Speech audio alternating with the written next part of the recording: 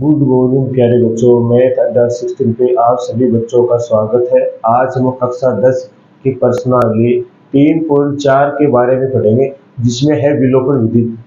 विलोपन विधि से पहले हमने 3.3 तक की प्रश्नावली कर ली है और बच्चों ये न्यू सिलेबस के साथ है, क्योंकि जो पुराना सिलेबस था उसमें से कुछ प्रश्नावली हट गई है। जैसे 3 की प्रश्नावली 3.5 और 3.6 की हटती है, बाकी वो का वो सिलेबस है।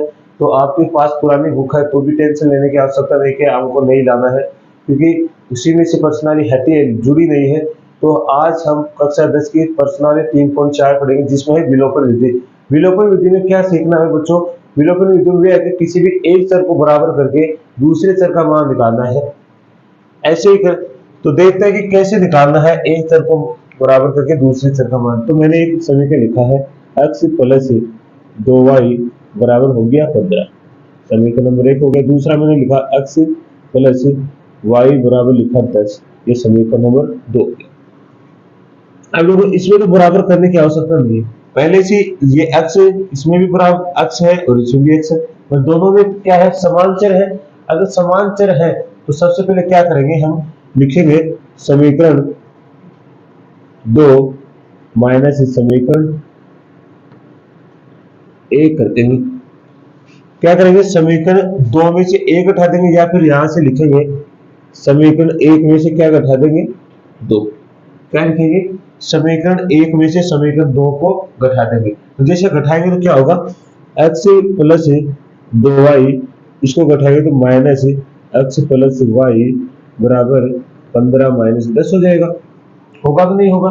अब क्या करेंगे, x प्लस 2y, ये देखो माइनस का अंदर जाएगा तो ये प्लस का, तो ये माइनस का x, ये माइनस और ये प्लस।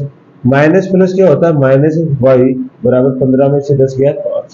देखो x से तो x कैंसिल हो गया और 2y में से माइनस के y जाएंगे तो कितना बचेगा, y बराबर 5। अब यहां से y का मान 5 आ गया।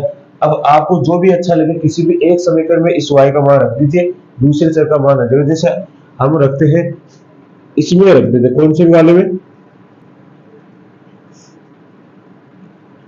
समीकरण 2 में y बराबर 5 रखने पर, ठीक है। तो यहां से रखोगे बच्चों, क्या आएगा, यह आएगा x प्लस 5 बराबर 10, निकल के आएगा x बराबर है 10 माइनस 5, तो कितना हो जाएगा, x बराबर 5। तो यहाँ x का मान भी कितना आ गया 5 और y का मान भी कितना आ गया है 5। तो ऐसे हल करना है। बहुत ही इजी प्रश्नावली है और इजी विधि है, आपको अच्छे से समझ में आएगी, कोई भी प्रॉब्लम नहीं। जैसे हम एक उदाहरण और लेके देखते हैं, इसका आप एक बार स्क्रीनशॉट ले लीजिए, थोड़ा मैं साइड में हो जाता हूँ। अब देखो हम एक उदाहरण और लेके देखते हैं बच्चों, घबराने की आवश्यकता नहीं है, अच्छे से समझ में आ जाएगी। अब की बार जैसे मैं उदाहरण लेके देखता हूँ, 3x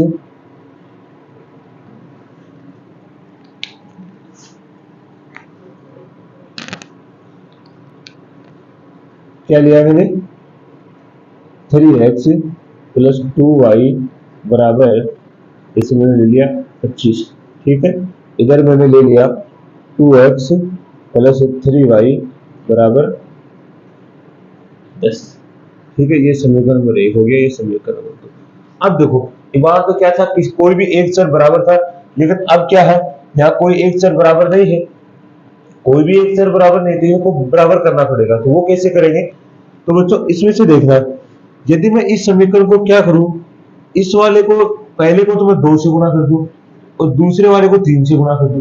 ऐसे नहीं समझ में आए तो बच्चों क्या करना आपको, देखो, या तो आप इन दोनों को समान करना चाहते हो, अक्ष और अक्ष को समान करना चाहते हो, तो नीचे 2 का अक्ष का जो गुणन है, समीकरण 2 में जो अक्ष का गुणन है उसको समीकरण 1 से गुणा कर दो, और जो समीकरण 1 में अक्ष का गुणन है उसको समीकरण नंबर 2 से गुणा कर दो। तो ये दोनों क्या हो जाएंगे, बराबर हो जाएंगे। अगर आप ऐसा नहीं करना चाहते हो तो y का गुणन देखना है, या y का 2 है और या y का 3 है, तो समीकरण 3 वाले y के गुणन को तो समीकरण 1 से गुणा करना है, और समीकरण नंबर 1 के y वाले गुणन को समीकरण नंबर 2 से गुणा करना है। तो y क्या आ जाएगा, दोनों में y क्या हो जाएंगे, सेम हो जाएंगे। तो क्या करना है, लिखो समीकरण 1 को 2 से व समीकरण 2 को 3 से गुणा करने पर, अब देखो समीकरण ए को 2 से गुणा करूंगा तो यहाँ कितना हो जाएगा 6x, यहाँ क्या आ जाएगा 4y, और इसको करेंगे तो कितना हो जाएगा 50। ये समीकरण नंबर कितना हो गया 3। अब मैं इसको गुणा करूंगा कितने से, समीकरण नंबर 2 को मैंने बोला 3 से गुणा, तो इसको करूंगा तो ये हो जाएगा 6x, ये हो गया 9y, और बराबर कितना हो गया 30। और ये कौन सा आ गया समीकरण नंबर 4। अब देखो मैंने क्या बोला था, दोनों हो गया, दोनों सेम हो गया। मेरे कहने का मतलब हुआ बच्चों, जो हमें अक्ष और वाई दे रखा है, इन दोनों में या तो अक्ष को समान करो या वाई को समान करो, और इन दोनों को समान किसी भी एक को करना है तो उनका गुणन देखना है। गुणन देखना है, दो वाले वाई के अक्ष के गुणन को तो फर्स्ट समीकरण से करना है, और फर्स्ट समीकरण वाले अक्ष के गुणन को सेकंड वाले समीकरण से गुणा करना है। तो कोई भी एक चर अपने आप ही बराबर हो जाएगा। तो यहाँ देखो अक्ष बराबर हो गया। अब क्या करेंगे, समीकरण 3 में समीकरण 4 को बैठा देंगे तो आसानी से हमारा उत्तर आ जाएगा। तो यहाँ क्या करेंगे, समीकरण 3 को समीकरण 3 में समीकरण 4 को घटाने पर, ठीक है। अब समीकरण 3 में से समीकरण 4 को घटाएंगे तो क्या होगा, यहां से देखो लिखेंगे 6x plus 4y minus 6x plus 9y बराबर क्या हो जाएगा 50 माइनस 30 हो गया, ठीक है। तो यहां से क्या आएगा 6x प्लस 4y, अंदर भेजेंगे, देखो ये प्लस का है और ये माइनस का, तो क्या हो जाएगा माइनस के 6x, ये माइनस का, ये भी प्लस का है, तो क्या हो जाएगा माइनस के 9y बराबर हो गया 20। देखो 6x से 6x कैंसिल हो गया, ये माइनस प्लस के 4x से माइनस के कितने हैं 9y है, तो कितना होगा माइनस के 5y बराबर कितना हो जाएगा 20। यहां से निकालेंगे तो क्या होगा माइनस y बराबर 20/5, काटेंगे तो कितना आ गया 4, और यहां से आएगा तो क्या आएगा y बराबर माइनस के 5। अब y का मान 5 आ गया है। अब किसी भी समीकरण में आपको जो भी अच्छा लगे उसी में रख दो। तो हमने क्या किया, बार क्या रखा था 1 में, अब रखेंगे समीकरण 1 में y बराबर 5 माइनस 5 रखने पर, तो यहाँ रखो, तो यहाँ आएगा 3x प्लस 2 गुणा माइनस के 5 बराबर 25। तो यहाँ से क्या निकल के आएगा 3x, देखो ये प्लस का है ये माइनस का, तो माइनस के 10 बराबर 25, ये उधर भेजेंगे तो कितना होगा 3x बराबर कितना हो जाएगा 25 प्लस 10। तो यहाँ से आएगा x बराबर 35/3। जो x का मान आया हमारे पास क्या आएगा 35/3, और y का मान कितना है माइनस के 5। तो अब तो आपको अच्छे से समझ में आ गया होगा। तो आप इसका भी क्या लेंगे, स्क्रीनशॉट ले लीजिए।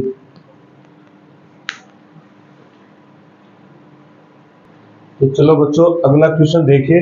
अब हम क्वेश्चन उदाहरण पे स्टार्ट कर रहे हैं, प्रश्नावली को उदाहरण से स्टार्ट कर रहे हैं, क्योंकि हमने हर उदाहरण किया है हर प्रश्नावली का। अब हम 3.4 का उदाहरण नंबर 11 शुरू कर रहे हैं। तो बच्चों आसान उदाहरण है और आपको अच्छे से समझ में आ जाएगा। तो देखो, दो व्यक्तियों की आय का अनुपात 9:7 है और उनके खर्चों का अनुपात 4:3 है। यदि प्रत्येक व्यक्ति प्रति महीने 2000 रुपए बचा लेता है तो उनकी मासिक आय ज्ञात कीजिए। मासिक आय का मतलब है कि हर महीने की आय ज्ञात करना है। मासिक बोलते हैं हर महीने को। जैसे मान लो एक तो होती है आय, एक होती है बचत और एक होता है खर्च, ठीक है। या फिर ऐसे लिखेंगे आय हो गया खर्च और ये हो गया बचत, ठीक है। अब एक बात बताओ, जैसे मान लो आय x है, ठीक है, और बचत खर्च y है, और मान लेते हैं बचत z। हमने क्या माना, आय तो x है और खर्च y है और बचत क्या है z है। कहने का मतलब हुआ मेरा कि बच्चों यदि आय में से आय है उसी में तो आप खर्च करोगे। जैसे मान लो आपका 100 रुपए है और आपने 20 रुपए खर्च कर दिए, इसका मतलब 80 रुपए बचेंगे। तो मैंने कहा कि जो आय है उसमें से खर्च घटेगा तो वो किसके बराबर होता है, बचत के बराबर होता है। होता है कि नहीं होता है? क्योंकि आय में से अगर खर्च घटता है तो ही तो क्या बचता है, बचत बचती है कि नहीं बचती है। ये तो है नहीं कि हम सीधा क्या कहेंगे आय में से बचत घटा देंगे खर्च बच जाएगा, ऐसे उल्टा थोड़ी होता है। आय में से खर्च घटेगा, अगर हम खर्च करेंगे तभी तो हमारी बचत होगी कि हमने कितने रुपए बचाए। जैसे मान लो आप 200 रुपए कमाते हो और उसमें से 50 रुपए खर्च कर दिए तो आपकी बचत कितनी है, 150 रुपए है। यदि आप क्या कर रहे हो, 200 रुपए कमा रहे हो और आप 250 रुपए खर्च कर रहे हो, मान लो आप 200 रुपए तो कमा रहे हो और 250 रुपए खर्च कर रहे हो, तो आपकी बचत हुई क्या, बचत नहीं हो सकती, क्योंकि यहाँ बचत कहाँ हो रही है, आप कमा रहे हो उससे ज्यादा तो खर्च कर रहे हो, तो फिर आपकी बचत कहाँ होगी। ये चाहा जैसे आप 250 रुपए कमा रहे हो और 200 रुपए खर्च करे तो इसका मतलब आपकी बचत कितनी है, आपकी बचत कितनी है, 50 रुपए है। ऐसे लिखेंगे कि जैसे क्या करेंगे, आय में से खर्च को घटाएंगे तो हमारे पास क्या आएगी, बचत निकल के आएगी बच्चों। क्या निकल के आएगी, बचत निकल के आएगी। तो इसने दे रखा आय दे रखी है, तो हम क्या करेंगे, मानेंगे कैसे इनको, क्या करेंगे, माना, क्या करेंगे, माना दो व्यक्तियों, माना दो व्यक्तियों की आय x रुपए तथा आगे क्या दे रखा है, खर्च y रुपए है। ठीक है, क्या लिखेंगे, माना दो व्यक्तियों की आय तो x रुपए है तथा खर्च क्या है, y रुपए है। अब क्या लिखेंगे, प्रश्नानुसार। बच्चों ध्यान से देखना है। अब देखो, दो व्यक्ति की आय का अनुपात कितना है, 9:7 है और उनके खर्चों का अनुपात कितना, 4:3 है। यदि प्रत्येक व्यक्ति 2,000 रुपये बचाता है, इसे मानो पहली पहली आय कितनी है व्यक्ति की, पहली शर्त के अनुसार, पहली शर्त, ठीक है, पहली शर्त के अनुसार क्या है, उसकी आय देखो 9:7 दे रखा है, मतलब ये तो पहली आय है, ये दूसरी आय है, और आगे क्या दे रखा है, खर्च दे रखा है 4:3। इसका मतलब ये पहला खर्च है और ये दूसरा खर्च हुआ। तो पहली शर्त में क्या होगा, मान लो उस व्यक्ति का 80 रुपये आय है, वैसे तो कितनी है, 9 है, ये अनुपात में दे रखा है 80 रुपये, मतलब 80 रुपये कमाता है, तो ये कितना है, 9 है, तो इस अनुपात वाले को क्या करेंगे हम, अक्स से गुणा कर देंगे, ये कितना हो जाएगा, 9x। 9x हुआ नहीं हुआ, कि एक व्यक्ति मान लेते हैं कि 9 रुपए कमाता है, ट्यूशन की तरफ से 9 रुपए कमा रहा है और हमारी तरफ से 80 रुपए कमा रहा है, तो कुल कितने रुपए कमा रहा है व्यक्ति, 900 रुपए कमा रहा है कि नहीं कमा रहा है, ट्यूशन की तरफ से तो कितना कमा रहा है, 9 कमा रहा है, और हमारी तरफ से माना है हमने 80, इसका मतलब व्यक्ति कुल कितने रुपए कमा रहा है, 9 कमा रहा है। ठीक है, अब क्या बोल रहा है, अब खर्च कितना कर रहा है, 4, और हमारी तरफ से कितना कर रहा है, y, तो कितना कर रहा है, 4y। अब अगर मैं, ये क्या हुआ, आय हुई और ये खर्च हुआ, आय में से अगर खर्च रखा तो क्या बचेगी बच्चों, क्या बचेगी, बचत बचेगी। और ये क्या बोल रहा है, यदि प्रत्येक व्यक्ति 2,000 रुपए बचाता है, मतलब हर बार कितने रुपए बचा रहा है, हर महीने 2,000 रुपए बचाता है, कितने रुपए बचाता है, 2,000 रुपए बचाता है।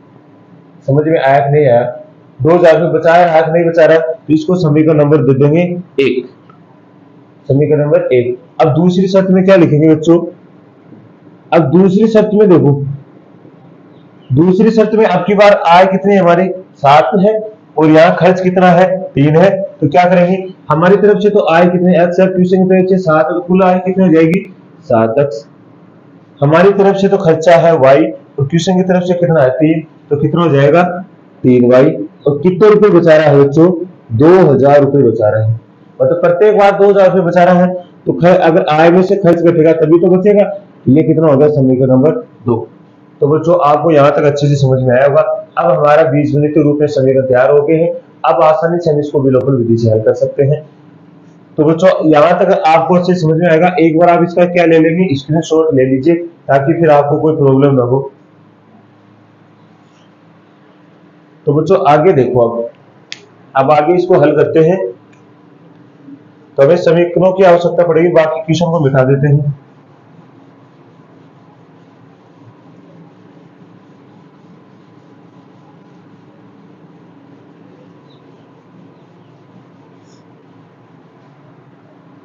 अब देखिए,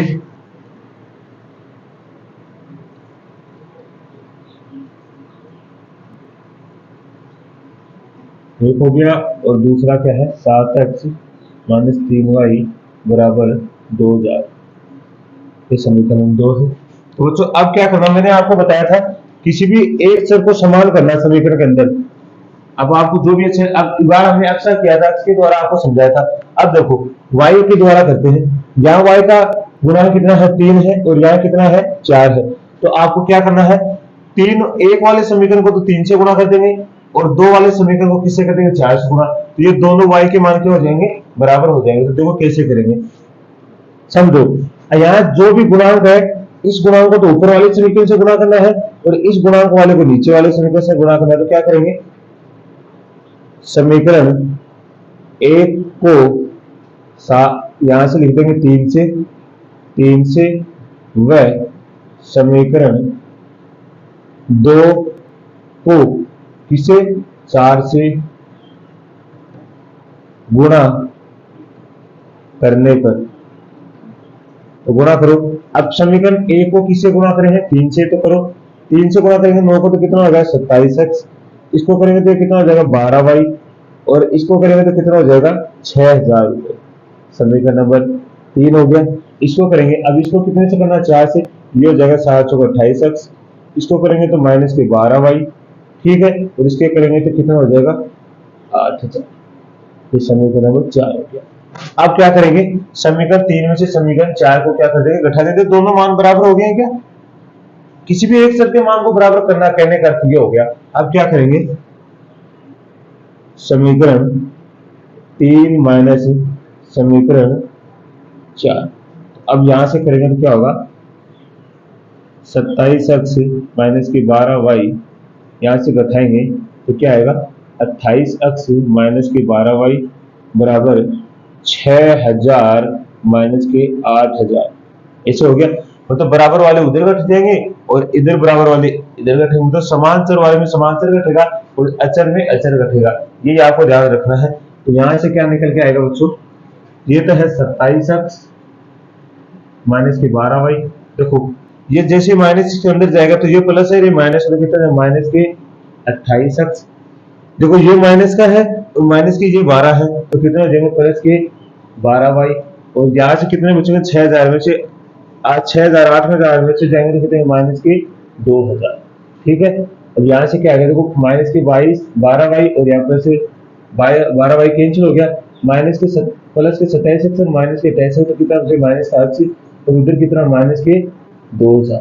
तो माइनस माइनस प्लस हो गया, तो यहाँ आ गया x बराबर 2000 आ गया, ठीक है। अब x का मान आप किसी भी समीकरण में रख सकते हो आसानी से। मान क्या करेंगे, x का मान समीकरण 2 में रखने पर, तो समीकरण 2 में रखेंगे x का मान, तो यहां रखेंगे, यहां से क्या आएगा 7 गुना 2000 माइनस के 3y बराबर 2000, यहां से कितना हो जाएगा 14000, ठीक है, माइनस के 3y बराबर 2000। अब बच्चों ये देखो अचर पद है, दोनों ये चर अचर उधर जाएगा तो क्या होगा माइनस के 3y बराबर 2000 माइनस के कितने हो जाएंगे 14000। अब यहां से कितने बचे माइनस के 3y बराबर माइनस के 12000 बचे, एक नहीं बचे, तो माइनस से माइनस कैंसिल हो गया, यहां से आ गया y बराबर 12000 बटे 3, 3 से भागा है 3 चौक 12, तो यहां से कितना आ गया 4000। तो y बराबर कितना आ गया 4000।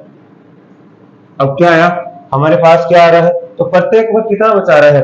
अब क्या लिखेंगे, आगे क्या पूछा हमें, उसने पूछा तो उनका मासिक आय कितना है। मासिक आय मतलब एक महीने का बताना है, तो एक महीने का कितना है आय मुद्रा, एक महीने की आय बताइए कितनी है, एक महीने की आय बताइए तो कितनी निकल के आएगी, एक महीने की आय पूछी है ना। तो यहां से हमारे पास x का मान तो कितना आ गया है 2000 और y का मान कितना आ गया है 4000, ठीक है। अब एक महीने की आय बुझे हुए, तो एक महीने की आय निकालेंगे तो कैसे निकालेंगे, आप एक बार यहां तक स्क्रीनशॉट लेंगे इसका, क्योंकि बोर्ड पे जगह नहीं है। तो आपने स्क्रीनशॉट ले लिया। अब आगे देखो, जब हमारे पास क्या आ गया है,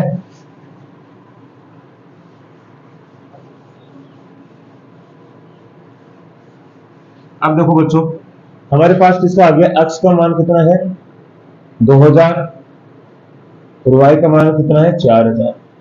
ठीक है, अब देखो ये हमारी आय है कि नहीं है, ये एक क्या है, एक महीने की आय है, मासिक आय तो है ये। मतलब हमें क्या निकालना है, मासिक आय निकालना, मासिक आय।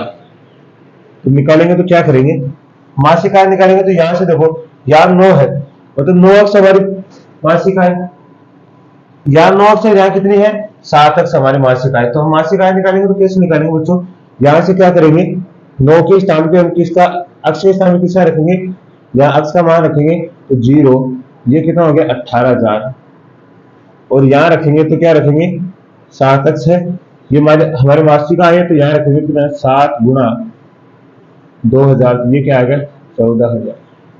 तो क्या लिखेंगे, अतः हमारी मासिक आय क्या है 18,000 व 14,000 होगी।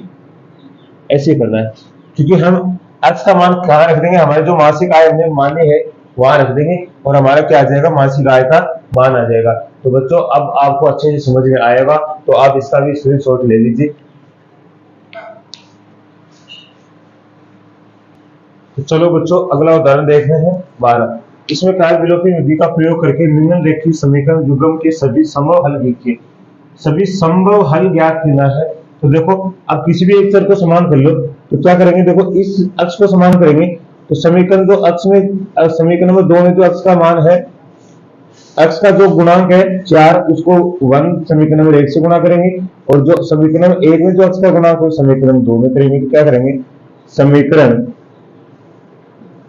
1 को 4 से व समीकरण 2 को 2 से गुणा करने पर, ठीक है बच्चों। यहां देखो, इसको 4 से करेंगे तो ये कितना हो जाएगा 8x प्लस 12y बराबर 24, समीकरण नंबर 3 हो जाएगा। और इसको किससे करेंगे 2 से, तो ये कितना होगा 8x प्लस 12y, ठीक है, बराबर कितना हो जाएगा 14, समीकरण नंबर 4। ठीक है, अब क्या करेंगे,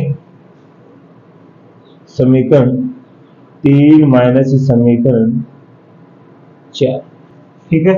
तो यहाँ क्या, यहाँ से क्या आएगा 8x plus 12y minus 8x 12y plus बराबर क्या हो जाएगा 24 माइनस 14। तो यहाँ से निकल के आएगा 8x minus 12y plus 12y, इधर आएगा माइनस 8x माइनस के 12y बराबर 10, ठीक है। तो 8x से 8x में 12 से 12 कट गया, तो यहाँ से क्या निकलता है 0 बराबर 10, 0 बराबर 10। तो क्या लिखेंगे, यह सत्य है। ये मतलब क्या सत्य है, देखो दोनों 0 मान आ गया, पूरा समीकरण 0 हो गया है, इसका मतलब क्या हो गया, ये तो सत्य तो है कि ये 0 हो गया, लेकिन क्यों हुआ है, क्या लिखेंगे लास्ट में, अतः इन समीकरणों का कोई हल नहीं होगा। क्या लिखेंगे, ये बात सत्य तो है कि ये 0 हो गया है, लेकिन क्यों हुआ है, तो क्या लिखेंगे अंतिम में, अतः इन समीकरणों का कोई हल नहीं होगा। जब भी अगर हमारे पास अचर ही गायब हो जाएंगे, अचर का मान ही समाप्त हो जाएगा, तो उस समीकरण का कोई हल निकलेगा क्या, कोई हल नहीं निकलेगा। तो लिख देंगे इन समीकरणों का कोई हल नहीं होगा। तो आपको ये क्वेश्चन भी अच्छे से समझ में आएगा, आप इसका स्क्रीनशॉट ले लीजिए।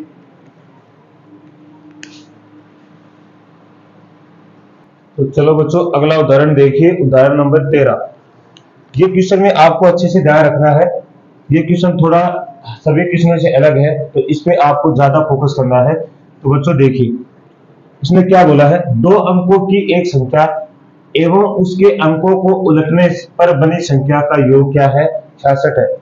यदि संख्या के अंकों का अंतर 2 है, अंकों का अंतर 2 है, तो संख्या ज्ञात कीजिए। मान लो जैसे आप बेसिक सीखी, इसे मान लिया कोई दो अंकों की संख्या कितनी है, 25 है। कितनी है, 25 है। 25 है दो अंकों की संख्या। इसने आगे क्या बोला, उसके अंकों को पलटने पे, पलटने का मतलब है 5 को तो पहले ले लिए और 2 को लिख दिए बाद में। अंकों को बदल दिया, क्या 5 को पहले लिख दिया और 2 को बाद में। तो पहले 25 थी, अब कितनी होगी, 52। और इनका जो क्या बोला इसने आगे, योग, इनका योग मान लेते हैं कितना है, 66। योग का मतलब है जोड़ना, योगफल का मतलब जो होता है ये जोड़ना होता है। तो इन दोनों को जोड़ेंगे तब कितना आ रहा है, 66 आ रहा है। ये मैंने बेसिक समझा, इनको जोड़ने का आ नहीं रहा 66, लेकिन मैंने आपको बेसिक समझाने के लिए बताया है कि 66। जैसे दूसरी संख्या मानो, जैसे आप मानो आपके पास 76 है, दो अंकों की संख्या आपके पास 76 है, इसके अंकों को बदलेंगे तो क्या हो जाएगा, 6 पहले और 7 बाद में आ जाएगा, और वो हो जाएगा इनके अंकों का योग कितना है, 66। ठीक है, ये तो गणितीय रूप में हो गया। हम मान के कैसे करेंगे, तो देखो बच्चों, मान के करना है तो कैसे करना है, तो आपको ध्यान से देखना है। या फिर आप जैसे मानो हम कोई संख्या ऐसे मानते हैं, जैसे मानते हैं एक एक्स वाई है, दो अंकों की संख्या है, ठीक है। तो इससे एक संख्या कैसे बनाएंगे, देखो ये वाला तो होता है इकाई का अंक, ठीक है, और ये होता है दहाई का अंक। क्या होता है, दहाई अंक हो गया। अक्सर लिखा है दहाई का अंक हो गया। इकाई का मतलब एक होता है, दहाई का मतलब क्या होता है, 10। तो इसके द्वारा कोई संख्या बने, क्या संख्या बनाए तो कैसे बनेगी, देखो बच्चों, ये इकाई का है तो ये इकाई का रहेगा, इकाई का मतलब 1 है, 1 से गुणा करेंगे तो ये तो 1 ही रहेगा, लेकिन प्लस संख्या बना रहे हैं, ध्यान से देखना। ढाई, ढाई मतलब कितना होता है, 10। तो इस अगर x को 10 से गुणा करेंगे तो कितना हो जाएगा, 10y। इससे बनने वाली संख्या यही तो बनेगी, क्योंकि इकाई का मतलब 1 होता है और दाई का होता है, तो दाई का मतलब 10 होता है, तो वो 10 से गुणा होती है, ये कितना हो गया, 10 से हो गया। तो हमारे द्वारा जो दो अंकों की संख्या बनी है वो क्या बनी है, 10x प्लस वाई। क्या बनी है बच्चों, 10x प्लस वाई। इससे कैसे बनाएंगे, ऐसे नहीं समझ में आ रहा तो आपको दो अंकों की संख्या हमने मानी x और y है, तो आपको याद रखना है ये y है, ये x हो गया। ये इकाई का होता है ढाई का, तो ढाई को तो करना 10 से गुणा और इकाई को करना 1 से, तो ये क्या हो गया, 10x प्लस के y। तो इससे बनने वाली संख्या कैसे बनेगी, इस तरह बनेगी। या फिर आप समझो, देखो ये 25 है, ठीक है, 25 लिखा है, तो यहाँ इकाई का अंक कितना है, 5, और दाई का अंक कितना है, 2। तो इकाई को अंकों तो गुणा करना है 1 से, और दाई को अंकों करना है 20 से, 10 से सॉरी, तो ये हो गया 20x प्लस 5। इनसे बनने वाली संख्या कितनी हो जाएगी, 25। ऐसे तो बन रही है 25, देखो यहाँ भी 25 है, ये भी 25 है, तो इनसे बनने वाली संख्या क्या हो रही है, 25 हो रही है। अब ऐसे करेंगे तो भी 25 आएगा, और ऐसे करें तो भी कितना है, 25 है। तो ये इस तरह बनती है ये संख्या। तो आपको बच्चों अच्छे से ध्यान में रखना है, नहीं भी समझ में आ रहा है अगर तो आपको क्लास को रिवाइज करके देखना है, और कमेंट में बता देना कि सर हमारे यहाँ नहीं समझ में आया है, अगली क्लास में आपको फिर समझा देंगे। तो आपको टेंशन की आवश्यकता बिल्कुल नहीं है बच्चों। तो अब चलो क्वेश्चन को स्टार्ट करते हैं।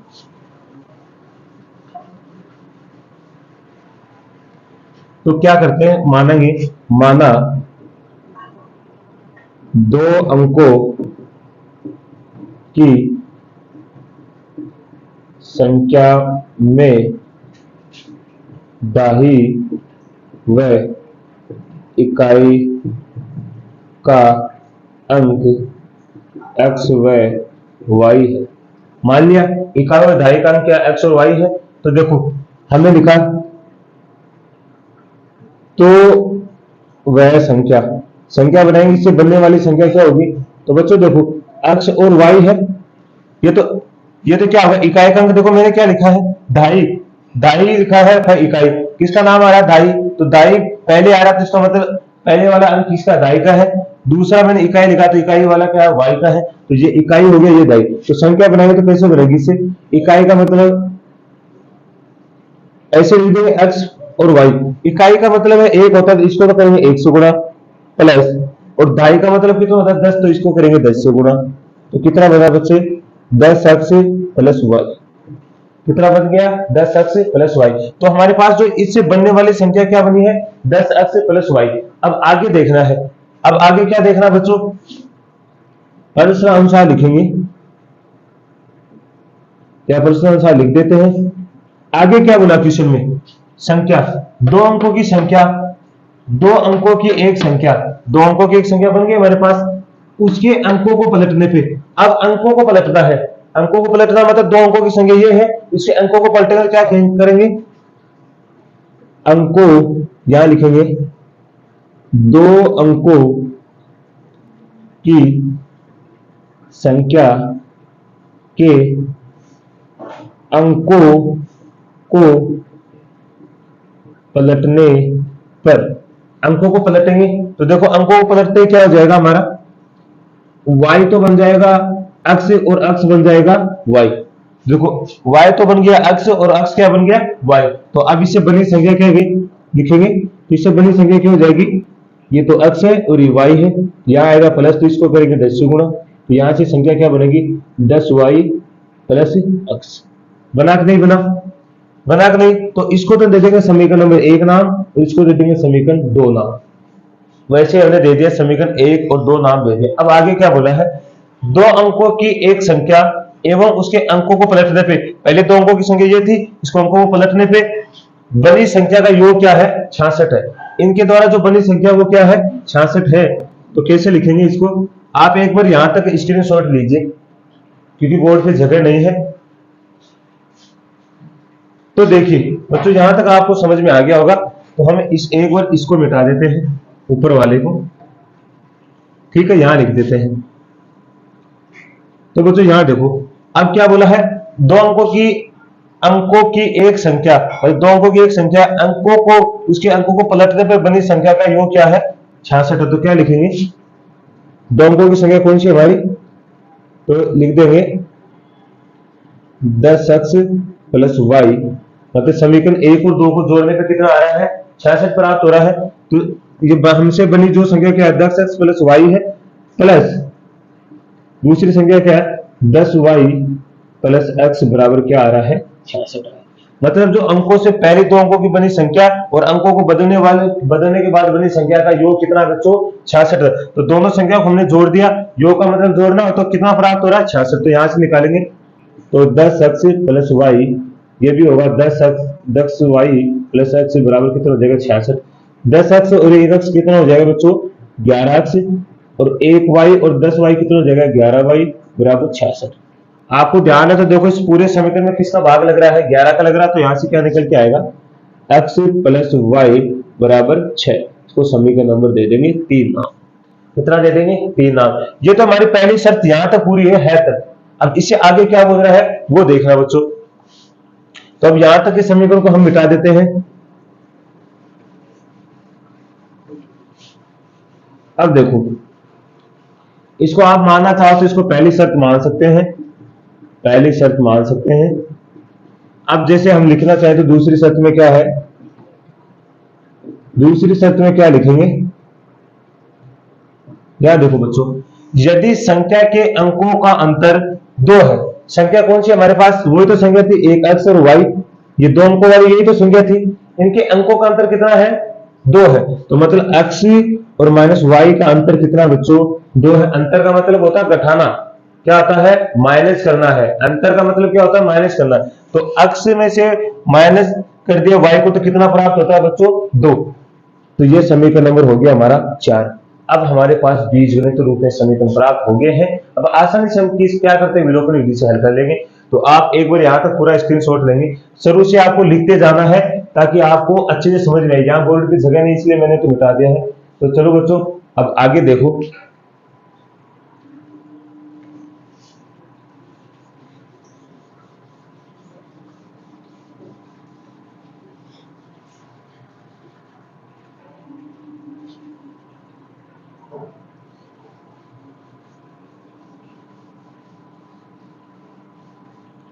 तो यहां से क्या आएगा x minus x plus y बराबर 6 समीकरण नंबर 3।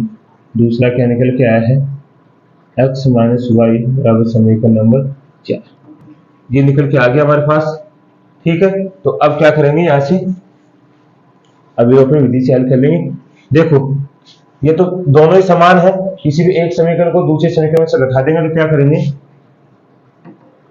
समीकरण 3 में समीकरण 4 को घटाने पर, तो घटाओ यहां से क्या आएगा x plus y minus x y बराबर 6 माइनस के 2। यहाँ से आएगा बच्चों एक्स प्लस वाई, तो माइनस जाएगा एक्स के पास, तो ये माइनस एक्स और माइनस ये और ये वाला माइनस तो आ जाएगा प्लस वाई बराबर 4। देखो एक्स से एक्स कैंसिल हो गया, तो यहाँ से क्या आएगा 2y बराबर 4 और y का मान रखें तो y बराबर 4/2 कैंसिल होगा, कितना आ गया 2। तो यहाँ से y का मान कितना आ गया बच्चों 2। हम किसी भी समीकरण में रख देंगे तो क्या है y बराबर 2 समीकरण 1 में रखने पर, यहाँ से 1 में रखने से आएगा x प्लस 2 बराबर 6, तो यहाँ से आ गया x बराबर 6 माइनस 2, तो कितना आएगा x बराबर 4। x बराबर 4 आ गया, x बराबर 4 और y बराबर 2। हमारे पास अब वो संख्या बतानी है, वो संख्या क्या है, कौन सी संख्या बतानी है, 2 अंकों से बनी संख्या। क्या संख्या बनी थी हमारे पास बच्चों 10x प्लस वाई, यही तो बनी थी हमारे पास, शुरू में हमने लिखा था। तो 2 अंकों से बनी संख्या क्या है 10x प्लस वाई, तो यहां से रखेंगे x और y का मान, तो 10 गुणा 4 प्लस 2, तो लिखिए कितना आएगा 40 प्लस 2, तो कितना हो गया 42। तो वह संख्या क्या होगी हमारे पास 42 बच्चों, क्या हो जाएगी 42। और अब आप लिखना चाहो अंकों को पलटने, अब लिखेंगे आगे लिखना चाहो तो यही लिख सकते हो, अंकों को पलटने से बनी संख्या, अंकों को पलटने से बनी संख्या। अब हमारे पास अंक संख्या बनी थी तब कितनी थी 42, तो इनको पलटेंगे तो कितना हो जाएगा, 2 को तो 4 बनाना है और 4 को 2 बनाना है, तो कितनी हो जाएगी, अंकों को पलटने पर बनी संख्या क्या हो जाएगी 24, और अंकों को 2 अंकों से बनी संख्या कितनी है 42 और पलटने पे कितनी है 24। तो बच्चों यहाँ तक आपको अच्छे से समझ में आया होगा, नहीं भी आया होगा तो एक बार आप क्लास को रिवाइज करके देखेंगे। तो आज के लिए इतना ही, सभी को मैथ अड्डा सिस्टम की तरफ से धन्यवाद, जय हिंद।